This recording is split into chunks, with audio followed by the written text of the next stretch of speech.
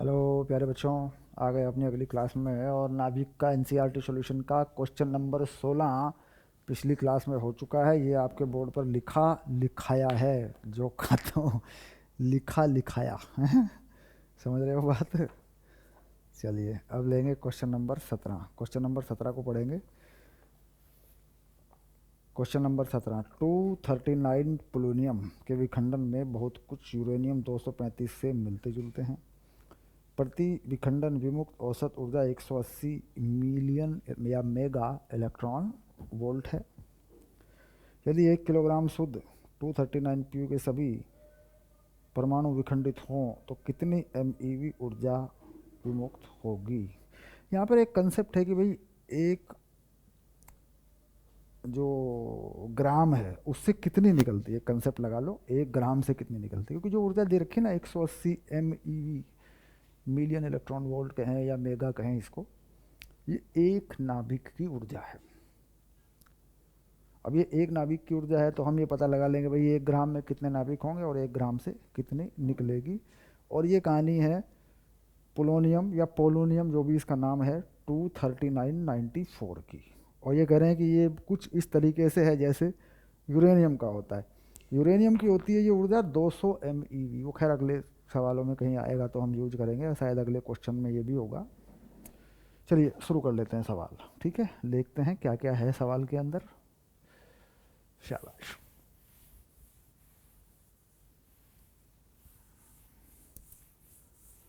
कुल मिला के नाभिक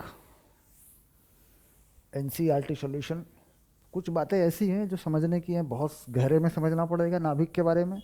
और कुछ बातें ऐसी हैं जो याद हो जाती हैं, मतलब परीक्षा में आने लायक जो सामग्री है उसमें कुछ बातें गुणों पर आधारित हैं, प्रॉपर्टी पर बेस्ड हैं। और ध्यान रखें जो मॉडर्न फिजिक्स है, आधुनिक भौतिकी, ये आता है प्रतियोगी परीक्षाओं में बहुत अधिक मात्रा में। तो जाहिर सी बात है हर सवाल को बढ़िया तरीके से करेंगे। 13, 17 तो ये कह रहे हैं कि PU 23994 की जो ऊर्जा है, Q वैल्यू है, वो है 180 MeV। ये है कहानी। 1 किलोग्राम से कितनी ऊर्जा निकलेगी, इनका सीधा सवाल है कि अगर इसका 1 किलोग्राम हो तो कितनी ऊर्जा निकलेगी। तो 1 किलोग्राम की ऊर्जा, अगर हम एक ग्राम की ऊर्जा बना लें और फिर 1 ग्राम, मतलब किलोग्राम को ग्राम में चेंज कर लें, बदल लें, तो हम पता लगा सकते हैं भाई 1000 ग्राम से कितनी ऊर्जा निकलेगी। तो 1 ग्राम, यहाँ लिख लेंगे 1 ग्राम PU से विमुक्त ऊर्जा, बस इसी बात पर फोकस होना है हमारा। अब 1 ग्राम में इसके कितने मोल होंगे ये पता लगाना पड़ेगा हमें, क्योंकि हम जानते हैं 1 मोल में 6 × 10⁻23 नाभिक होते हैं। अवोगाद्रो नंबर 6.03 होता है, 6 लिख दिया, कोई बात नहीं, चलेगा। 1 मोल का है, 1 ग्राम में कितने मोल होंगे। 1 ग्राम में होंगे 1 बटे, ये रहा इसका परमाणु द्रव्यमान, लगभग, ये होता नहीं है पूरी तरह, लगभग है। तो चूंकि यहाँ ऊर्जा का मान निकालना है, लगभग है, कोई माइक्रो या मैक्रो लेवल पे तो नहीं, सूक्ष्म लेवल पे तो कुछ हो नहीं रहा, तो ये लगा दिया 239 ऐसे, है ना। ये हो गया, ये हो गए मोल 1 ग्राम में। 1 ग्राम ऊपर द्रव्यमान बटे मोलर द्रव्यमान, ये मोल हो गए, यानी ये मोलों की संख्या हो गई। और मोलों की संख्या, 1 मोल में इतने परमाणु या इतने नाभिक होते हैं, 1 परमाणु में 1 नाभिक होता है, ये हम जानते हैं। इससे कितनी मिलती है, 180 MeV, ये है। तो ये 1 ग्राम की है, और ये क्या कह रहे हैं, 1000 ग्राम, यानी अब कह रहे हैं 1000 ग्राम PU से विमुक्त ऊर्जा। तो अब इसे क्या करेंगे, 1000 से गुणा कर देंगे। तो 1000 से गुणा करेंगे 239, 6 10⁻23 180 गुणा 1000, और ये वैल्यू है MeV 1000। शाबाश। ओके, तो ये वैल्यू कितनी आ रही है, इसको गुणा करके देखो, मोटा मोटा गुणा करते हैं इसको। देखो 10 की पावर 1 2 3 4, तो ये 10 की पावर कितनी हो गई, 10 की पावर हो गई 27। ये गया ये गया ये गया और ये गया ये गया ये गया। अच्छा, अब आया 18 छिकी 108,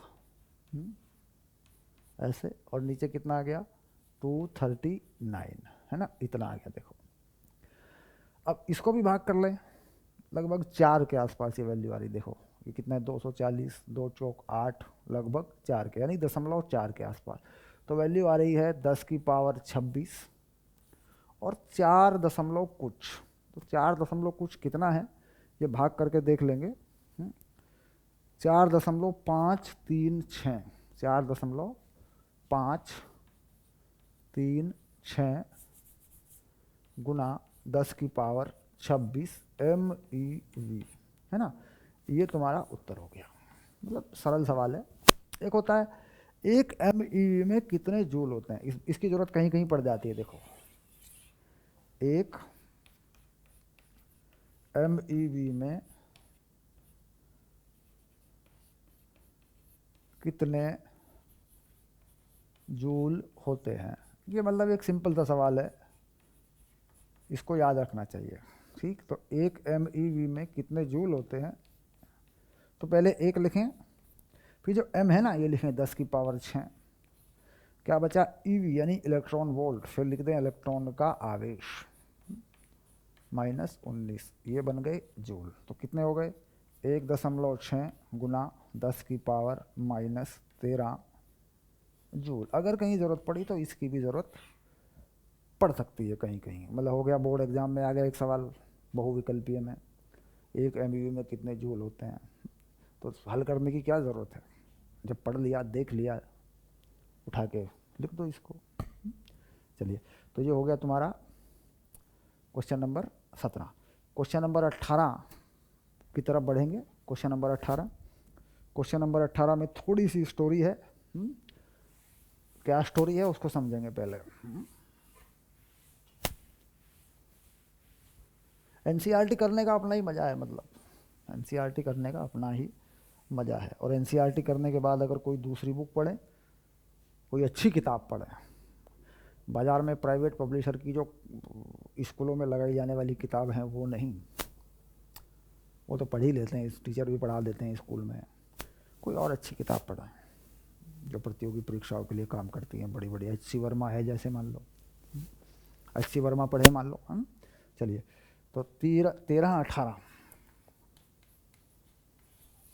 शाबाश। क्या कहा, 1000 मेगावाट विखंडन रिएक्टर के आधे ईंधन का 5 वर्ष में व्यय हो जाता है। तो शक्ति कितनी है, 1000 मेगावाट शक्ति, ये है 1000 गुना 10 की पावर 6 वाट। मेगावाट है ना, या मिलियन वोल्ट है, जो भी, इसे हटा लेते हैं बेटा, वाट बदल लो इसका। 5 वर्ष में व्यय हो जाता है। प्रारंभ में कितना यूरेनियम 235 था, मान लीजिए कि रिएक्टर 80% समय कार्य करता है, तो समय कितना हो जाएगा, समय हो जाएगा 5 गुना 80/100 बराबर 4 वर्ष। और ये समय 4 गुना 3.154 गुना 10 की पावर 7, ये हो जाएगा बेटा सेकंड में। क्योंकि ये जानकारी आई थी कि 1 वर्ष में कितने सेकंड होते हैं, तो कितने 3.154 सेकंड होते हैं, तो पूरा समय जो है आ गया, ये पूरा समय आ गया T, मतलब कितने समय तक। इन्होंने कहा 5 साल तक चला, लेकिन 80% यूज हुआ है, यानी 24 घंटे नहीं यूज हुए हैं, बल्कि ऐसा कुछ हुआ है कि 80% यूज हुआ है, समय 80% यूज हुआ है। ठीक, इसके बाद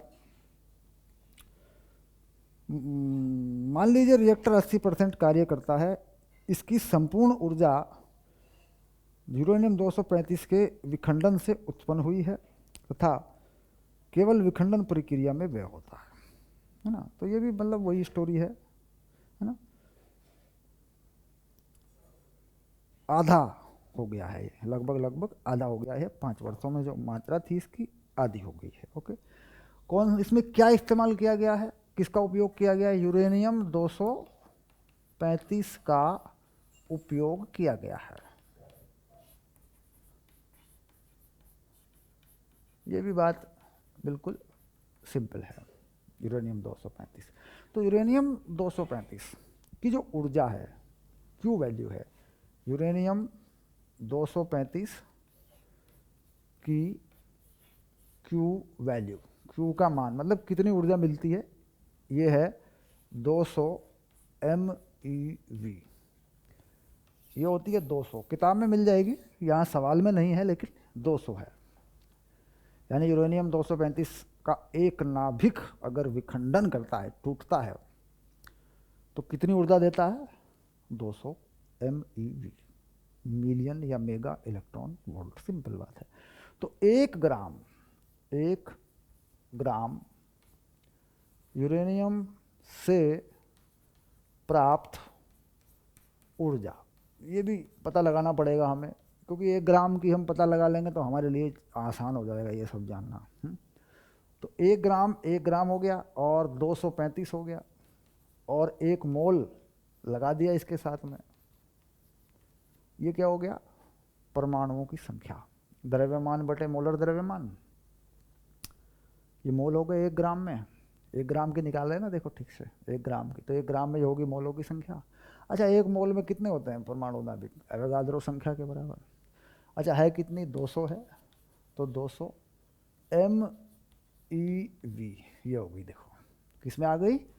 MeV में आ गई है। ठीक, तो ये 1 ग्राम से है प्राप्त ऊर्जा। अच्छा, हमें कितनी चाहिए ऊर्जा? हमें ऊर्जा चाहिए प्रति सेकंड, अगर हम चाहें तो हमें 4 वर्ष तक ऊर्जा चाहिए, और समय इतना है, 4 वर्ष समय इतना है, मतलब समय है हमारे पास, और एक विखंडन से प्राप्त ये ऊर्जा है। ठीक, कितनी मात्रा की जरूरत पड़ेगी? ठीक, तो अगर मैं, ये समय है और 1000, शक्ति कितनी चाहिए? 1000, और ये समय भी है मेरे पास, देखो ये रहा समय, ये रही शक्ति। तो कुल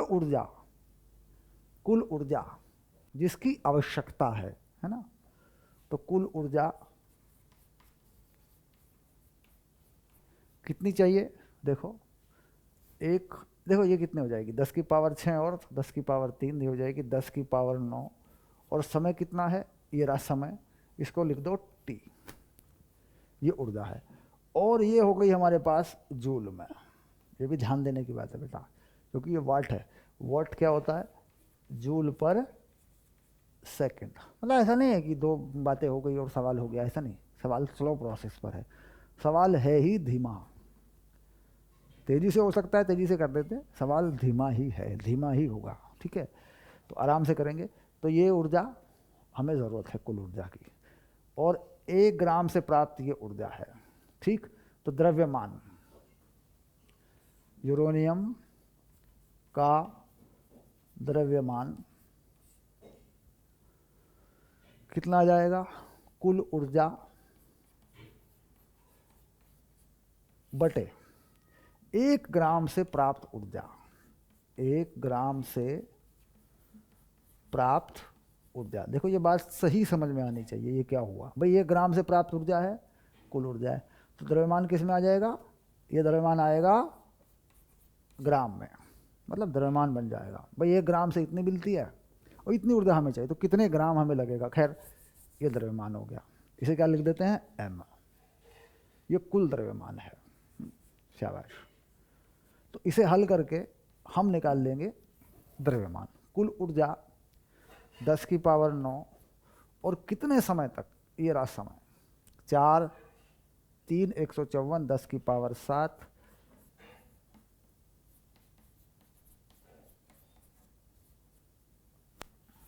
ओके। और ऊर्जा, ये रही वो ऊर्जा, 1/235 गुना 6 गुना 10 की पावर 23 गुना 200, और ये जो MeV लगा बेटा, इसको जूल में बदल दो, क्योंकि ये ऊर्जा किस में है, ये ऊर्जा है जूल में, और ये ऊर्जा किस में है, MeV में। तो कितनी होती है, 1.6 10⁻⁻13। ये देखो ये आ गया। अच्छा, ये जो द्रव्यमान आया है ये किस में आया है, ये आया है ग्राम में, पक्का। अब अगर इसको किलोग्राम में बनाना चाहते हैं तो ये आएगा 1000 से भाग कर देंगे। अब ये वैल्यू कितनी आ रही है, ये वैल्यू आ रही है 1544। इस वैल्यू को हल करेंगे किलोग्राम में, क्योंकि यहाँ से तो बेटा ये ग्राम आएगा, तो यहाँ से जो वैल्यू आएगी वो आएगी 1544 गुना 10⁻³ ग्राम। ऐसे आएगा हल होके, है ना। तो इससे क्या बन जाएगा, 1544 किलोग्राम, केजी, ये आ गया। मतलब इतना खर्च हो गया। ठीक, अब इन्होंने पूछा है कितना ईंधन था, इन्होंने ये तो बता दिया भाई आधा ईंधन खर्च हुआ है, आधा ईंधन खर्च हुआ है। तो प्रारंभ में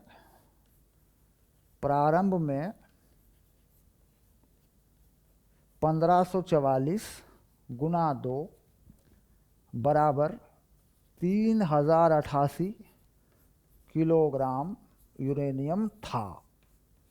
तो उत्तर ये है, जो उत्तर है वो ये है, ध्यान देने की बात है, क्योंकि सवाल को अजीब तरीके से भाषा बनाई गई है कि भाई आधा ईंधन खर्च हो गया, तो ये आधा है जो खर्च हो गया। तो कितना था फिर, इसका मतलब प्रारंभ में इसका 2 गुना था। तो 2 गुना कर देंगे तो क्या होगा, 1544 का 2 गुना 3088 किलोग्राम ईंधन था।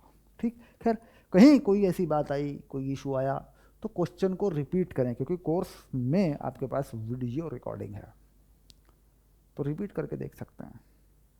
शाबाश, चलिए अगला क्वेश्चन लेंगे, आगे आ जाइए। क्वेश्चन नंबर 19, शाबाश, क्वेश्चन नंबर 19। क्वेश्चन नंबर 19, मतलब एक ऐसा चैप्टर है ये जो धारणाओं को स्थिर करता है। मतलब हमारे माइंड में, हमारी बुद्धि में धारणाएं होती है ना, मतलब जिनके आधार पर चीज़ें चलती हैं, पक्का एकदम कन्फर्म। इस चैप्टर में मतलब हम भाग नहीं सकते, चलो प्लस कर दो माइनस कर दो फटाफट फटाफट फटाफट, तो वो इस चैप्टर में नहीं कर सकते। ये चलेगा धीरे धीरे, क्योंकि थ्योरी है, कंसेप्ट है। देखिए 19 में क्या कहा, 19 में क्या कहा,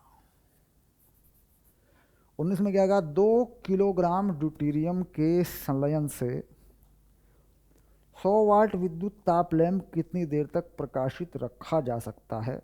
संलयन अभिक्रिया निम्नवत ली जा सकती है। तो कुछ संलयन अभिक्रिया कुछ ऐसी है, H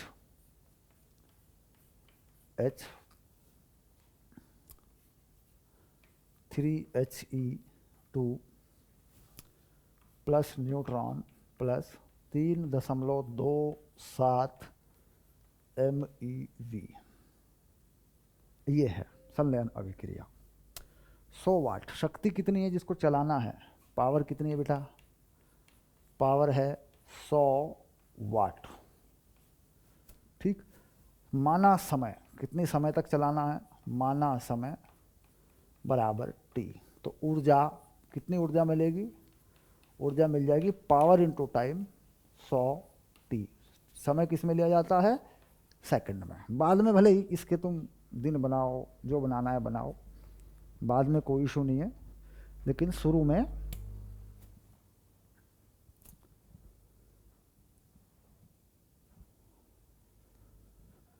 सेकंड में लगेगा, क्योंकि देखो जू वॉट होता है जूल प्रति सेकंड। शाबाश, चलिए। तो ये जो ऊर्जा है ये एक अभिक्रिया की है, ये बात समझने की है, और मात्रा जो निकालनी है वो ग्राम में निकालनी है। और ड्यूटेरियम दिया है 2 किलोग्राम, ड्यूटेरियम जो है वो 2 किलोग्राम है। बेटा यहाँ अगर यहाँ से देखें, यहाँ से देखें तो ड्यूटेरियम के 2 नाभिक हैं, ड्यूटेरियम के 2 नाभिक हैं। तो इसका मतलब हो गया 2H1 से प्राप्त ऊर्जा कितनी हो जाएगी, इसकी आधी।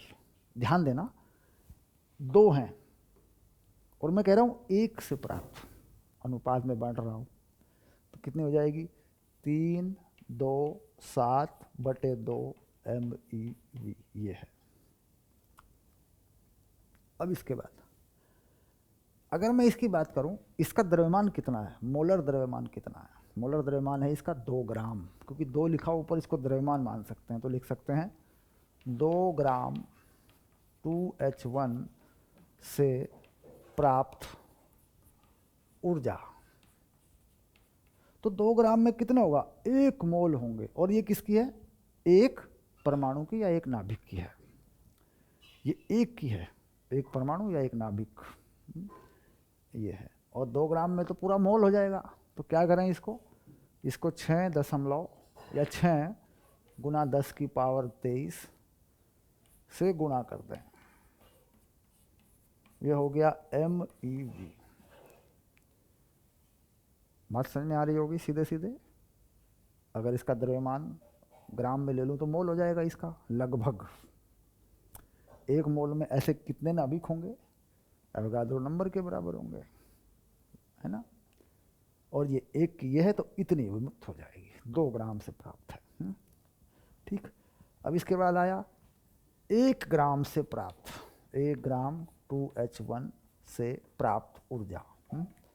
तो ये वैल्यू नीचे भाग जाएगी, यानी ये हो जाएगा 6 और 2 इधर भी है, 1 2 यहाँ भी आ जाएगा, 6/4 गुना 10⁻23 गुना 3.27 MeV। स्लो प्रोसेस है, धीमा प्रोसेस है, आराम से समझना है, क्योंकि मोलों की संख्या ये वो सब गड़बड़ हो जाती है, फिर जल्दी करेंगे तो 1 ग्राम से प्राप्त हो गई, देखो ये।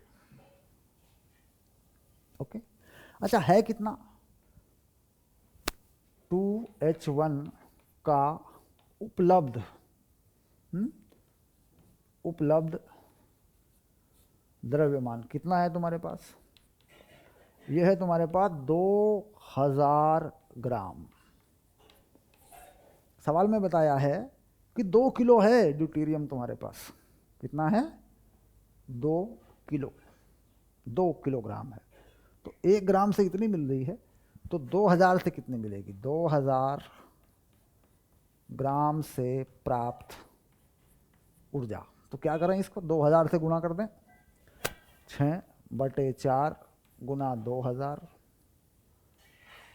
10⁻23 गुना 3.27 MeV, ये कुल ऊर्जा है जो तुम्हें प्राप्त होगी।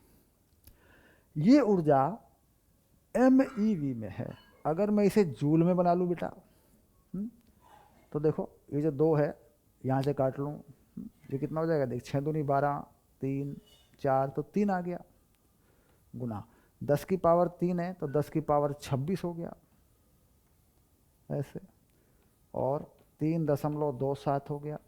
इसे जूल में बना लूँ तो कितना हुआ था, 1.6 10⁻−13, तो बेटा ये हो गई ऊर्जा जूल में। ध्यान रखना MeV को क्या बना दिया, जूल। अब इस 26 को इसमें सेट कर दें, तो कुल प्राप्त जो ऊर्जा है इसको गुना कर सकते हैं, देख 1.6 327 ये है ना, तो 3 गुना 1.6 गुना 327 गुना 10⁻13 जूल, ये कुल ऊर्जा है तो तुम्हें प्राप्त होगी। अब कुल ऊर्जा तुम्हें चाहिए कितनी, ये है कुल ऊर्जा तुम्हारे पास, शक्ति गुणा समय। तो ये ऊर्जा तुम्हें बराबर करनी है 100 T के। तो T जो है तुम्हारा सेकंड में आएगा, T का मान किस में आएगा, सेकंड में आएगा। देखो इधर आ जाओ, इधर कर लेंगे। तो T जो आ रहा है वो आ रहा है बेटा, ये 100 है, इससे क्या करना है, केवल 2 पावर यहाँ से हटा दो, 10⁻11 कर दो, और इसे भी गुना कर दो 4.8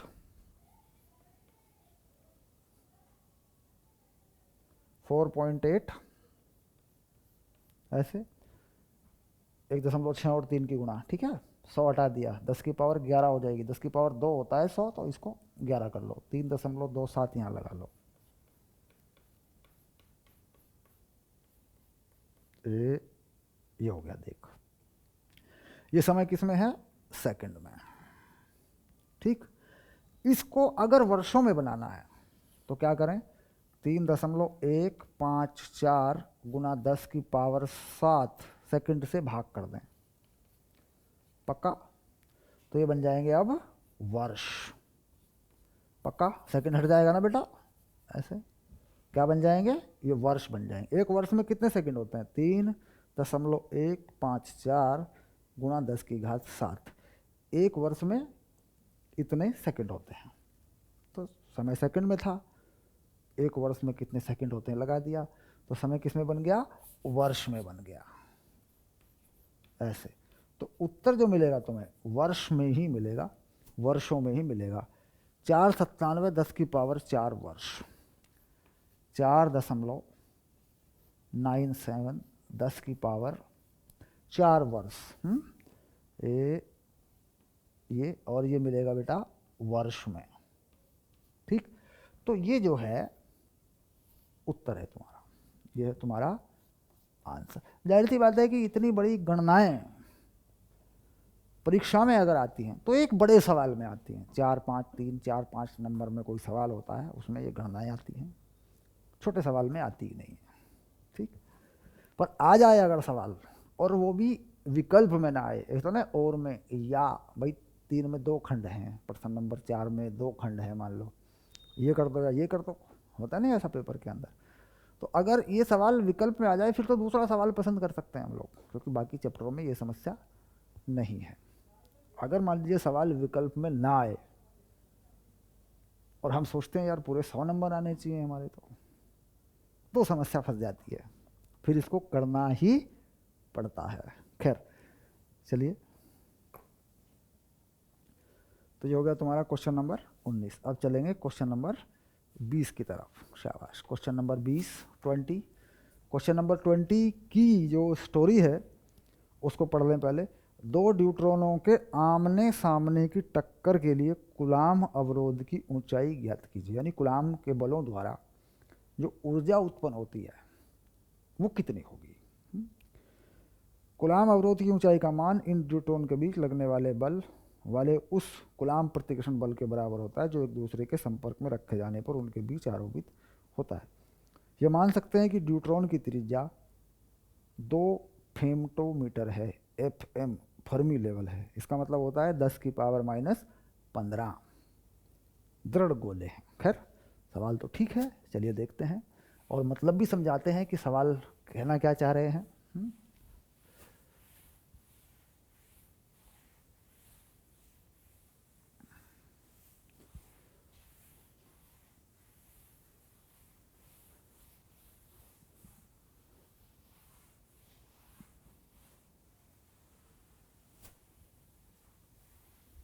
ओके शाबाश, चलिए।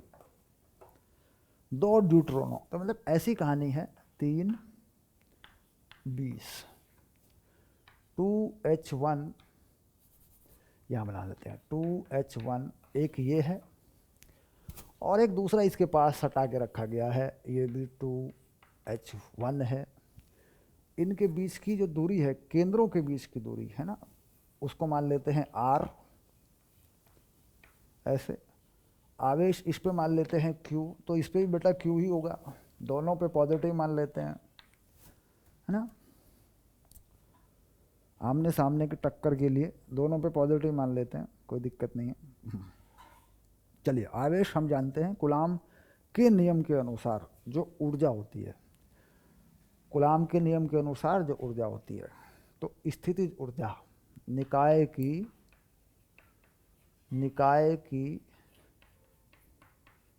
स्थितिज ऊर्जा, स्थितिज ऊर्जा, ये हमें निकालनी है। तो इसे यूज से बता देते हैं ऐसे, ये कितनी होती है, 1/4πε0 Q1 Q2/R, ये होता है बेटा इसका फॉर्मूला। आवेश दोनों ही धनात्मक हैं या दोनों ही ऋणात्मक हैं, तो यहाँ पर ड्यूट्रॉन की बात हुई है, तो पॉजिटिव चार्ज या नेगेटिव चार्ज दोनों बराबर आप लगाएंगे, तो उस केस में इसका मान धनात्मक होगा। चलिए देखते हैं। इसके बाद वैल्यू लगा देते हैं u।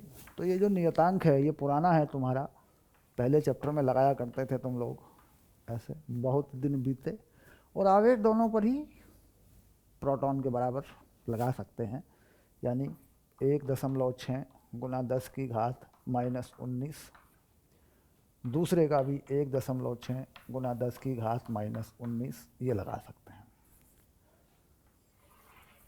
दोनों के बीच की दूरी r, एक की जो त्रिज्या है ये वाली, एक की त्रिज्या ये है 2 फेमटोमीटर, तो r का मान कितना हो जाएगा, डबल नहीं हो जाएगा r का मान, भाई ये 2 FM है, ये भी 2 FM है, तो पूरा r कितना हो जाएगा 4 फेमटोमीटर। तो ये हो गया 4 गुना 10 की घात -15 मीटर। ये जो ऊर्जा है ये जूल में है। किस में है ये ऊर्जा, जूल में है। मान लीजिए हमें चाहिए इलेक्ट्रॉन वोल्ट में, अगर मैं इसे इलेक्ट्रॉन वोल्ट में निकालूं, ईवी में निकालूं, तो इलेक्ट्रॉन के आवेश से भाग कर दूंगा। इस बात को समझना जो मैंने यहाँ किया है।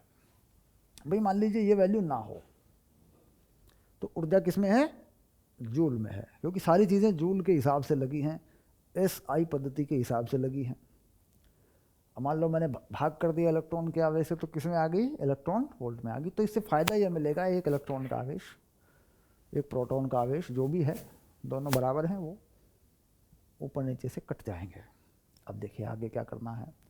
आगे देखिए 9 10 की पावर 9, ये देखो ये 15 है पावर ऊपर जाके, 10 की पावर कितनी हो जाएगी -4, तो ये 10 की पावर 5 बच जाएगा बेटा। ये हो गया, देख 9 गुना यहाँ फिट कर लो, 15 ऊपर जाके प्लस की -4 बचेगी, -4 9 के साथ फिट कर लो 5 हो जाएगी। ठीक, इसके नीचे आ जाएगा 4 और ऊपर एक नंबर है बचा हुआ 1.6, ये आ गया। किस में है, इलेक्ट्रॉन वोल्ट में है।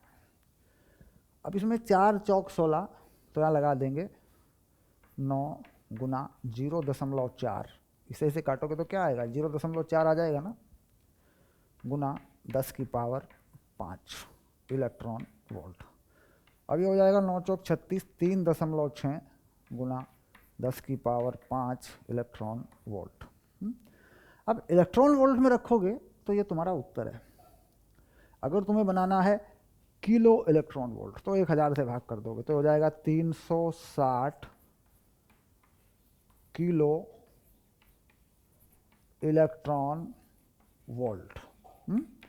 इसको लिखेंगे कैसे, इसको ऐसे लिख देंगे 360 के ईवी, के ईवी, इसका मतलब हो गया kilo electron volt. Electron volt को मान लो 1000 से भाग कर दिया तो 10 की पावर 2 बचेगा, 10 की पावर 2 को यहाँ गुणा कर दिया 360 हो जाएगा, तो 360 किलो इलेक्ट्रॉन वोल्ट ये है ऊर्जा, स्थितिज ऊर्जा, वैद्युत स्थितिज ऊर्जा।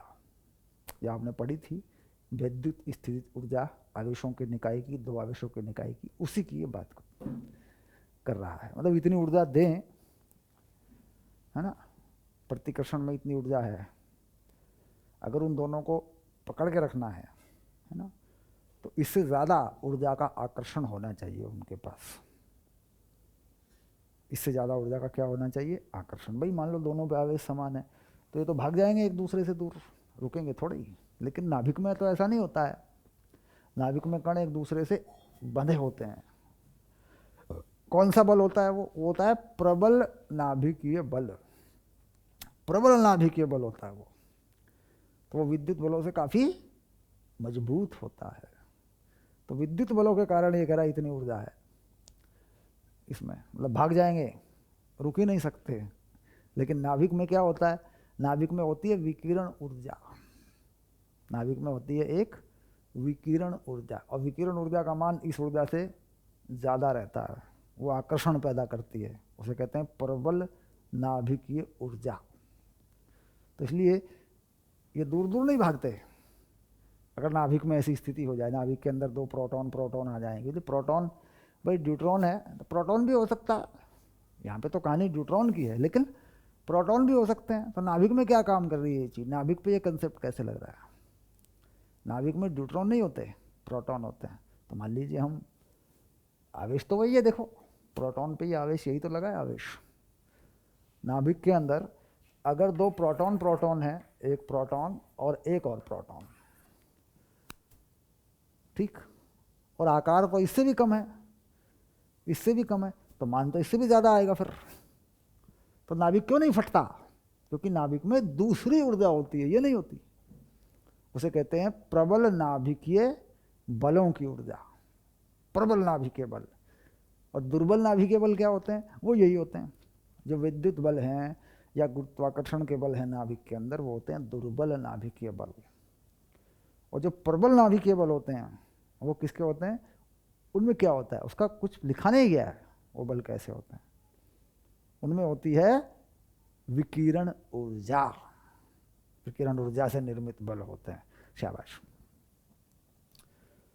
चलिए हो गया 3:20, शाबाश।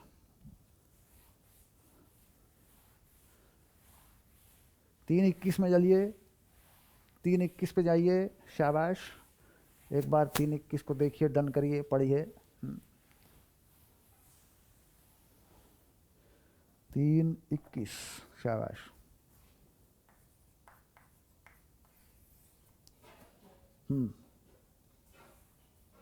क्या कहा? समीकरण r0a⁴ के आधार पर दर्शाइए। मतलब बोर्ड एग्जाम के लिए मोस्ट इंपॉर्टेंट क्वेश्चन है, ध्यान रखना, मोस्ट इंपॉर्टेंट क्वेश्चन है।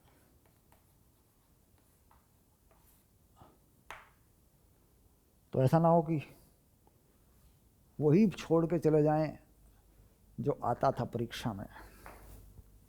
कहीं कहीं पर ऐसा होता है, मैं बता देता हूँ आपको कि ये क्वेश्चन मोस्ट इंपॉर्टेंट है। तो क्या कह रहे हैं कि त्रिज्या, किसी भी नाभिक की त्रिज्या का सूत्र है r0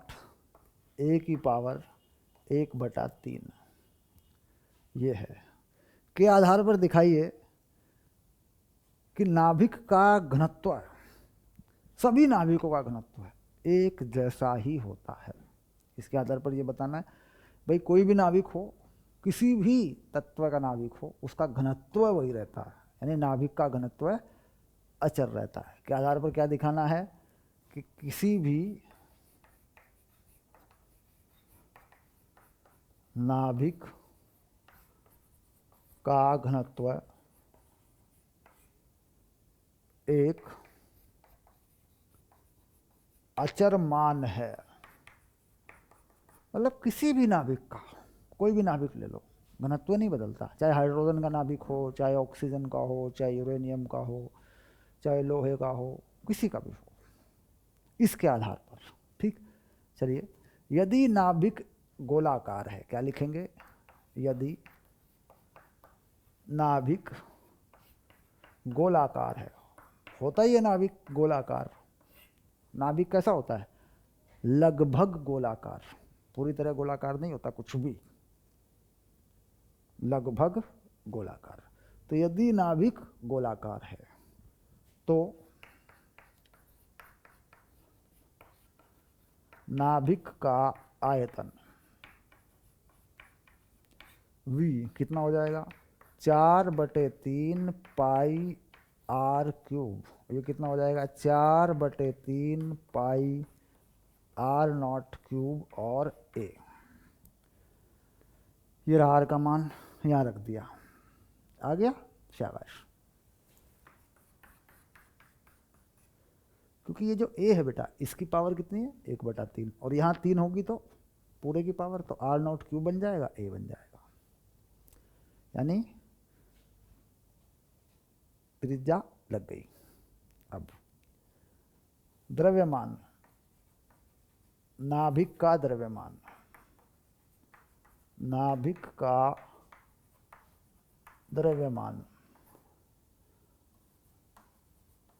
द्रव्यमान संख्या a के समानुपाती है। ये भी बात सही है। अतः द्रव्यमान m बराबर के ए, जहां के कोई नियतांक है। मतलब ये बात भी बिल्कुल सही फिट बैठती है भाई। द्रव्यमान संख्या पर निर्भर करता है, क्योंकि द्रव्यमान संख्या में कौन है, प्रोटॉन है और न्यूट्रॉन है। तो जितने जितने प्रोटॉन न्यूट्रॉन बढ़ेंगे उसी हिसाब से द्रव्यमान भी बढ़ेगा। और हम मानते भी यही हैं कि द्रव्यमान संख्या के लगभग बराबर होता है 1 मोल का ग्राम में। तो खैर वो मानने वाली बात है, लगभग कर देते हैं, पर यहाँ ऐसा न लिखें। यहाँ यही कि द्रव्यमान संख्या को द्रव्यमान न बताएं आप, क्योंकि वो द्रव्यमान संख्या है। तो द्रव्यमान कितना हो गया, m के ए। अतः नाभिक का घनत्व, अतः नाभिक का घनत्व d बराबर के ए बटे, ये रहा आयतन। द्रव्यमान बटे आयतन होता है घनत्व। हाँ सर होता तो है, 4/3 पाई r0³ ए बराबर, ए से ए कट जाएगा, 3 के बटे 4 पाई r0, एक अचर मान है। बस यहां तक करना बेटा। मतलब ये मोस्ट इम्पोर्टेंट सवाल है, 3 नंबर का सवाल है। मतलब सवाल 3 नंबर में आना है, ध्यान रखना बोर्ड एग्जाम में। और इस चैप्टर में सबसे बढ़िया ये वो सवाल है जो पसंद है, एग्जामिनर्स पूछते हैं, ये वो सवाल है। क्योंकि बाकी चीज़ों के रट्टे मार लेते हैं, अल्फ़ा क्या है, अल्फ़ा डी के क्या है, बीटा डी के क्या है, रेडियोएक्टिविता का अक्षय नियम क्या है, डी के लॉ क्या है, चीज़ें याद हो जाती हैं। मतलब अर्धायु क्या है, तो कहीं ऐसा ना हो कि हम इस चीज़ को छोड़ के चले जाएं और ये आ जाए। तो पक्का करके ओके करके जाएंगे बोर्ड एग्ज़ाम में इसको, ठीक है, शाबाश। चलिए अब आया क्वेश्चन नंबर 22। क्वेश्चन नंबर 22 में पढ़ लीजिए एक बार। क्वेश्चन नंबर 22 पढ़ेंगे। किसी नाभिक से बीटा यानी पॉजिट्रॉन उत्सर्जन की एक अन्य प्रतियोगी प्रक्रिया है, यानी जहाँ बीटा पॉजिटिव होता है उसका कोई कॉम्पिटिटर भी है, उसकी एक प्रतियोगी अभिक्रिया भी है, उसको कंपीट जो करती है, मतलब वो होती है तो उससे आगे जाके वो हो जाती है, थोड़ी देर के बाद वो भी हो जाता है फिर। मतलब पॉजिटिव डीके के साथ में क्या होता है ना, जिसे इलेक्ट्रॉन परिग्रहण कहते हैं, इलेक्ट्रॉन का कैप्चर कहते हैं, ठीक। परमाणु की आंतरिक कक्षा जैसे के कक्षा से नाभिक एक इलेक्ट्रॉन परिग्रहित कर लेता है और एक न्यूट्रॉन उत्सर्जित कर देता है। दर्शाइए कि बीटा पॉजिटिव उत्सर्जन ऊर्जा विचार से अनुमत है, तो इलेक्ट्रॉन परिग्रहण भी आवश्यक रूप से अनुमत है, परंतु इसका विलोम अनुमत नहीं है। मतलब ये नहीं हो सकता कि नाभिक से इलेक्ट्रॉन निकल जाए और परमाणु की कक्षा में आ जाए, ये नहीं हो सकता। ये तो हो सकता है कि प्रथम कक्षा से एक इलेक्ट्रॉन घुस जाए नाभिक में, ये हो सकता है, और बीटा पॉजिटिव डीके इसके बाद तुरंत हो जाता है, वो भी हो जाता है। इस बात को समझना है, बात गहरी है। जनरली ये बात उन बातों से थोड़ी हटके है जो बातें हम एक रूटीन में, एक परंपरा में, इस चैप्टर में पढ़ते हैं, उनसे थोड़ा सा हटके है। तो कैसे होता है पहले ये समझेंगे, सवाल को समझेंगे। शाबाश।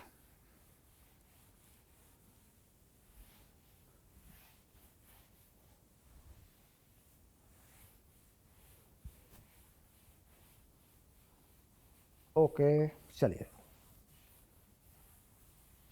तो जनरली किसी भी परमाणु की पहली कक्षा में कितने इलेक्ट्रॉन होते हैं, ये बात समझने की है भाई। किसी भी परमाणु की जो पहली कक्षा होती है उसमें कितने, तो पहले सवाल का नंबर लिख दें 3/22।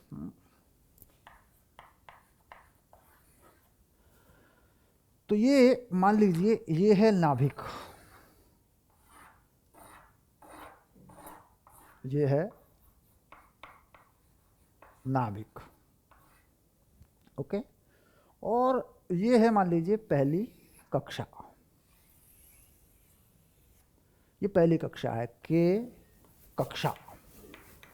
और ये भी बात क्लियर है कि पहली कक्षा में 2 इलेक्ट्रॉन घूमते रहते हैं। ये भी मान लिया भाई 2 इलेक्ट्रॉन इसमें घूम रहे हैं। मान लो ये इलेक्ट्रॉन इस तरफ को घूम रहा है ऐसे, ये एक इलेक्ट्रॉन है धन हो गया, और दूसरा ये ऐसे घूम रहा है तो दूसरा भी कहीं इधर उधर घूम रहा होगा। दोनों का स्पिन जो है एंटी स्पिन होता है, एक दूसरे का उल्टा ये घूमते हैं। एक इलेक्ट्रॉन ये घूम रहा है मान लीजिए, ठीक, ऐसा होता है।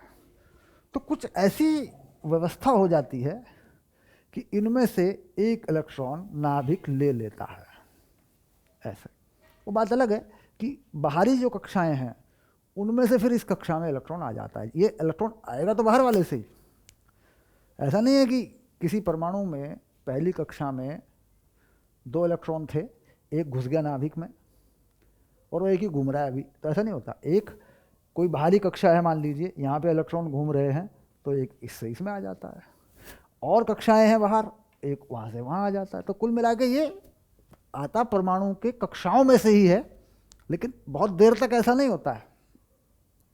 कक्षा दोबारा भर जाती है, कक्षा दोबारा भर जाती है, अन्य कक्षाओं से इलेक्ट्रॉन पहली कक्षा में आ जाता है। तो इसका मतलब सीधा हो गया कि अब इलेक्ट्रॉन अगर नाभिक से निकले तो इस कक्षा में तो जगह है ही नहीं, क्योंकि तो भर गई। तो इसका विलोम संभव नहीं है, इसका उल्टा होना संभव नहीं है। उसका कारण क्या है कि साहब जैसे ही एक इलेक्ट्रॉन नाभिक में घुसेगा, यहाँ पर एक इलेक्ट्रॉन की जगह खाली हो जाएगी, और बाहरी कक्षाओं में से, जो कक्षाएं बाहर हैं 1 2 3 कक्षाएं हैं, उनमें से इलेक्ट्रॉन सरक जाएगा और फिर से यहाँ 2 इलेक्ट्रॉन, क्योंकि ये स्थायी ऑर्बिट है, स्टेबल ऑर्बिट है, 2 8 18, इसको स्टेबल हो जाना है तो तुरंत यहाँ से इलेक्ट्रॉन यहाँ खिसक जाएगा। तो अब चूंकि नाभिक से इलेक्ट्रॉन निकलेगा तो यहाँ नहीं आने वाला, इस कक्षा में आने वाला नहीं है, यानी इसका उल्टा नहीं हो सकता, इसका विलोम नहीं हो सकता। अब दूसरी बात, अगर ये इलेक्ट्रॉन सरक जाता है, यदि इलेक्ट्रॉन नाभिक में चला जाता है तो क्या होता है? ये तो हमने समझ लिया कि भाई इसका उल्टा नहीं हो सकता।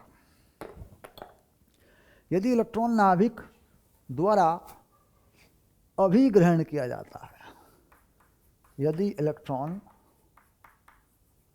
नाभिक द्वारा लिया जाता है, सिंपल भाषा में लिख देते हैं, तो यह एक प्रोटॉन को न्यूट्रॉन में बदल देता है। किसमें बदल देता है? न्यूट्रॉन में बदल देता है। कैसी कहानी होती है? अगर मान लीजिए एक इलेक्ट्रॉन एक प्रोटॉन को मिल जाए तो क्या बन जाता है? एक न्यूट्रॉन मिल जाता है, न्यूट्रॉन में बदल देता है। अब वापस फिर प्रोटॉन बनना है, मतलब न्यूट्रॉन कुछ समय के लिए बन जाएगा लेकिन वापस भी होना है। तो वापस जब होता है, जब क्रिया आगे बढ़ती है, तो फिर से एक प्रोटॉन बनता है, एक पॉजिट्रॉन फिर से निकलता है ना? क्योंकि देखो सॉरी, एक इलेक्ट्रॉन फिर से निकलता है और एक एंटी न्यूट्रॉन निकलता है। यानी अगर ये चीज़ होती है तो ये बीटा नेगेटिव डीके हो जाता है। और यहाँ अगर ऐसा होता है तो एक न्यूट्रिनो की आवश्यकता पड़ती है। भाई अगर हमारे पास एक रिएक्शन होती है, अगर हम इस रिएक्शन को उल्टा करें, ठीक, अब बीटा पॉजिटिव डीके क्या होता है? बीटा पॉजिटिव डीके क्या होता है? ये क्या है? इसमें देख ले ज़रा, इसमें क्या होता है? प्रोटॉन जो है एक न्यूट्रॉन में बदलता है, एक पॉजिट्रॉन निकलता है और एक न्यूट्रिनो निकलता है। तो इस अभिक्रिया की कॉम्पिटिटर ये अभिक्रिया है, कह रहा इस अभिक्रिया की प्रतियोगी अभिक्रिया है ये। यानी यहाँ पे ठीक से देखिए, इलेक्ट्रॉन प्रोटॉन मिले क्या बना? न्यूट्रॉन बना है ना, न्यूट्रॉन। यहाँ प्रोटॉन से क्या बना? न्यूट्रॉन। मतलब ये कह रहे हैं कि न्यूट्रॉन दोनों ही केसेस में बनता है। तो एक भागदौड़ सी लगी रहती है, एक भागदौड़ लगी रहती है कि न्यूट्रॉन बने तो कैसे बने। अगर इलेक्ट्रॉन पहली कक्षा से घुस गया तो भी न्यूट्रॉन बनेगा, और अगर ये अभिक्रिया हो गई तो भी न्यूट्रॉन बनेगा। ठीक, अब यहाँ ये जो पॉजिट्रॉन निकलता है, सवाल ये उठता है, क्या ये नाभिक के बाहर जा सकता है? नाभिक के बाहर जा सकता है, ये सवाल उठेगा। नहीं, नाभिक के बाहर क्या पॉजिट्रॉन नाभिक के बाहर जा सकता है? ये सवाल उठेगा, बोला नहीं जा सकता। ये अभिक्रिया पूर्णतया नाभिक के अंदर होती है। ये बात पहले भी आई होगी बेटा, ध्यान रखना, नाभिक के अंदर है ये अभिक्रिया, अंदर की अभिक्रिया। मतलब क्यों, ऐसा क्यों है? क्योंकि न्यूट्रॉन प्रोटॉन से भारी है, न्यूट्रॉन प्रोटॉन से भारी है, द्रव्यमान की आवश्यकता है। अब द्रव्यमान की आवश्यकता है तो ऊर्जा लगेगी, बन गया, द्रव्यमान दे के बनेगा। तो पॉजिटिव बीटा डीके नाभिक के अंदर है। बाहर कौन आ सकता है? इलेक्ट्रॉन आ सकता है बाहर, नेगेटिव बीटा डीके हो सकता है। अब नेगेटिव बीटा डीके खैर हो सकता है, वो तो हम जानते हैं, उसमें एक इलेक्ट्रॉन निकलता है, एक एंटी न्यूट्रिनो निकलता है। ये नाभिक के अंदर की अभिक्रिया है, नाभिक के अंदर ही हो सकती है ये, है ना।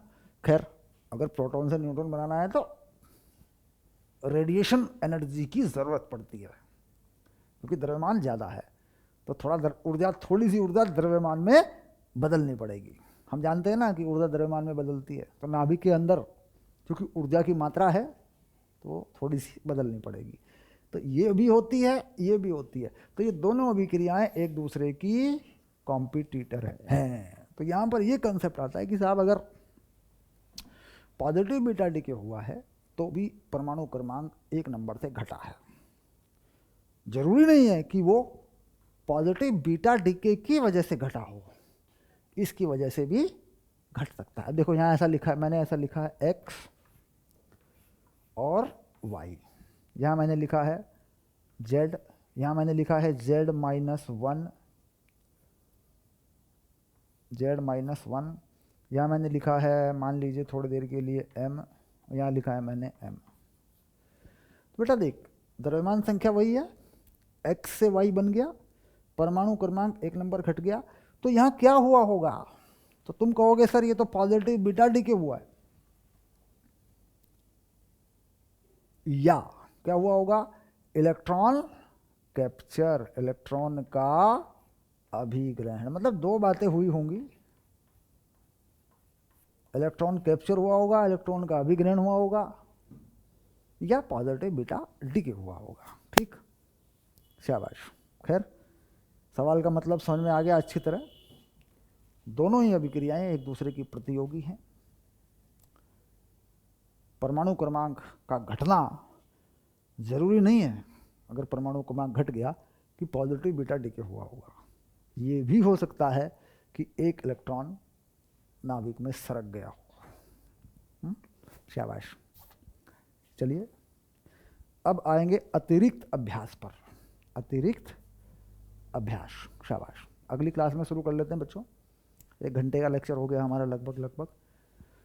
अगली क्लास में शुरू कर लेते हैं अतिरिक्त अभ्यास। ओके, शाबाश।